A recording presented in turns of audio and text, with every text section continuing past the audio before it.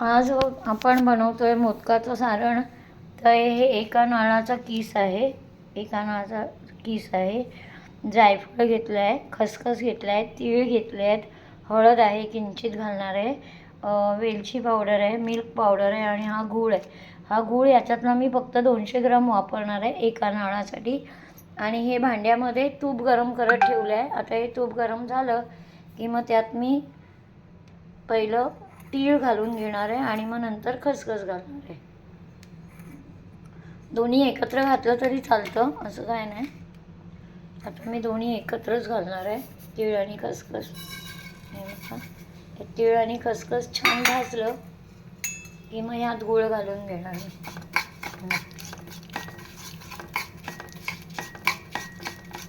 एक चमचाभर तूप टाकलं आहे, फक्त तीळ आणि खसखस भाजण्या इतपतच.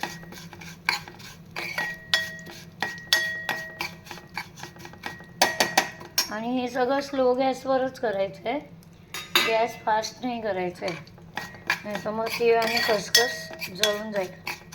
हे तीळ जळण्यापेक्षा खसखस पटकन जळून जाईल, म्हणून हे स्लो गॅसवरच करायचं. आणि तूप पहिलं छान तापवून घ्यायचं आहे. आणि मी ह्याच्यावरती नंतर गूळ घालून घेणार आहे. खोबऱ्याचा चव नंतर घालणार, पहिला ह्याच्यावरती मी गूळ घालून घेणार आहे. आणि गूळ वितळल्यानंतरच मी ह्याच्यामध्ये खोबरं घालणार आहे. हे पाहू शकता, छान असे बुडबुडे येत आहेत.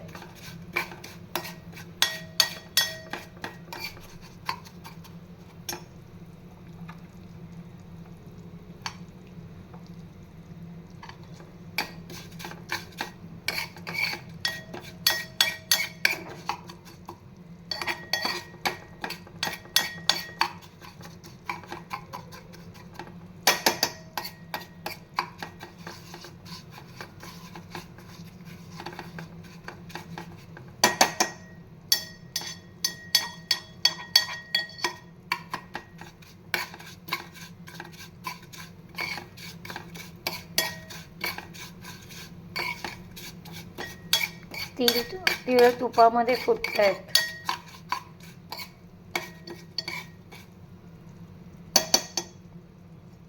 येतोय आवाज? आज आपण बनवतोय उकडीचे मोदक. त्या उकडीच्या मोदकासाठी मी हे बाऊल भरून हे इंद्रायणी तांदळाचं पीठ आहे. तीच वाटी घेऊन मी पाणी आणि दूध मिक्स करून घेतलं आणि हे आता इथे गरम करत ठेवलं आहे. आणि याच्यामध्ये थोडंसं तूप घालून घेतलं. आता पाण्याला उकळी आली की त्यात थोडं किंचित मीठ टाकणार आणि मग हे पीठ आतमध्ये टाकणार आणि ढवळून घेणार आहे.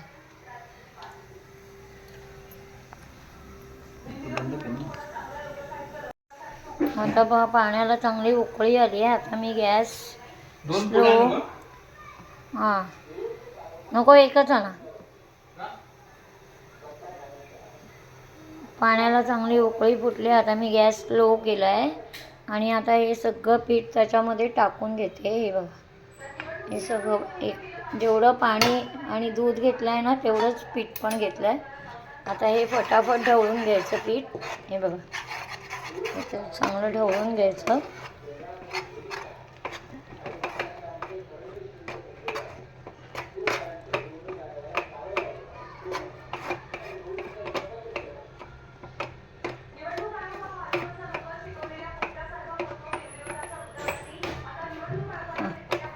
मस्तपैकी आता हे ढवळून घेते आणि आता गॅस बंद करणार आणि ह्याच्यावरती झाकण घालून ठेवणार. एक 5 मिनटं झाकण घालून ठेवायचं आणि मग गरम गरम मळायचं.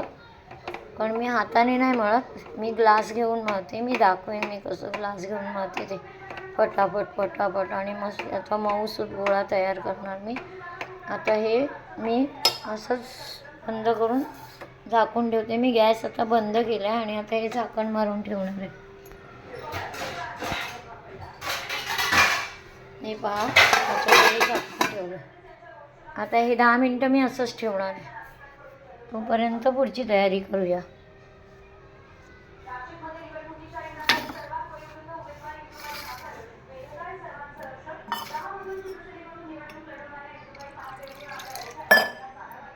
हा पहा, मी आता मोदक बनवलेला. आता या सर्व गोळ्यांचे मी मोदक करून घेणार, मग तुम्हाला दाखवते. पुन्हा एवढे झाले परत. हे आता पुन्हा ठेवले आहेत ते आहेत सेकंड टाईम. आता आपले हे मोदक तयार झाले आहेत आणि एक करंजी पण तयार झाली आहे. अजूनही मोदक करायचे आहेत मला, पण हे पहिल्या वेळचे मोदक आहेत. आता हे पहिल्या वेळचे मोदक दाखवते तुम्हाला. आता हे आपण पाणी उकळत ठेवलेलं आहे आणि ह्याच्यावरती ही चाळणी ठेवली आहे. या चाळणीमध्ये मी केळीची पानं ठेवली आहेत आणि खाली हळदीची पानं, कारण हळदीची पानं सुकलेली आहेत.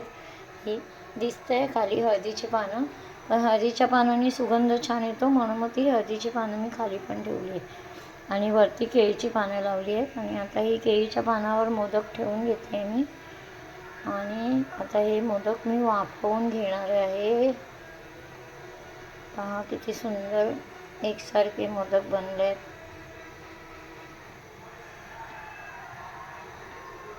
दिसतात ना?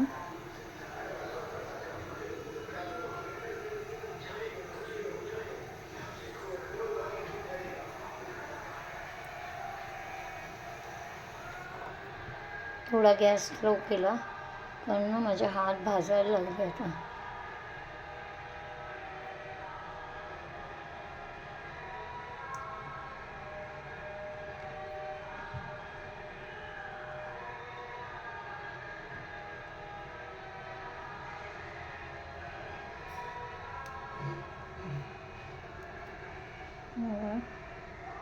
आणि ही करंजी ही आता इथे ठेवते आणि ह्याच्यावरती आहे ना हे मोदक सुकू नये आणि चांगले शिजावे म्हणून ह्याच्यावरती मी आता हे पाणी शिंपडून घेते.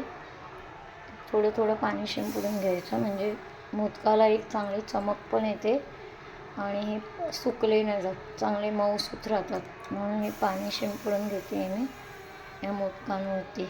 हे बघा थोडं थोडं शिंपडायचं आणि आता हे झाकून ठेवणार मी. हे झाकून ठेवले आणि गॅस आता फास्ट करून गणपतीचा नैवेद्य.